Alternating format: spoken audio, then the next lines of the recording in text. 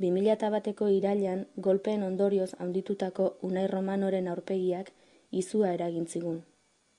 2003ko otsailean espetxetik ateratzerakoan Martxelo Otamendik eginiko adierazpenek barrena irauli ziguten.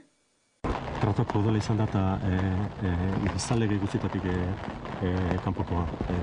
Ez da eskubiderik Jomerito Roldarin kasuan hirurogei urteko Jomerito Roldai eminentzia baden euskarazko kulturan horrela trato jaso izan, ez? Berak komentatu dit sekulako jipoiak jaso ditula, egurra handia eman diotela, badakite Xabier Alegriari ere bolsaren sesioaten dietela, nahi bin dizkiate.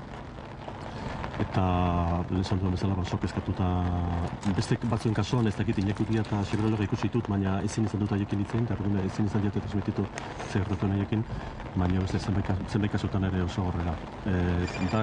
Ezin da sinistu nola posible 2003 urtean egotea olako beltzuneak olako instituzioetan, eta ze errugabetasun dagoen eta ze impunitate dagoen horrelako praktika batzuk erabateko orduan. Berdin zaie edozein eskubide aldarrikatzea, berdin zaie zure egoera, berdin zaie esatea ez dakizula, berdin da, zozer esan barrutzu, bizirik atako zaren. Nahi lotxa ematen dit, pensatzea nik deskubritu dela torturaz, eta orduan ez nuke personalizatu nahi gure kasuan, ematen du orain arte ez dela gertatu, eta gu garela tortura eskurritu dugunak, ez?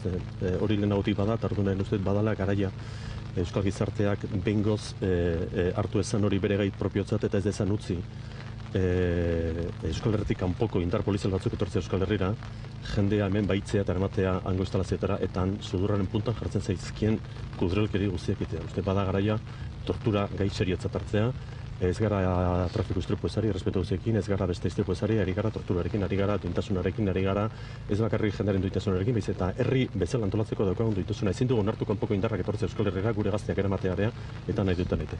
Uste gaur inbarren reflexio hori da, eta bildu barritu indar guztiak behingoz bukatu ezagun impunitate horrekin. Baina komesaldegietako ziega ilunetan torturatzen jarraitzen dute.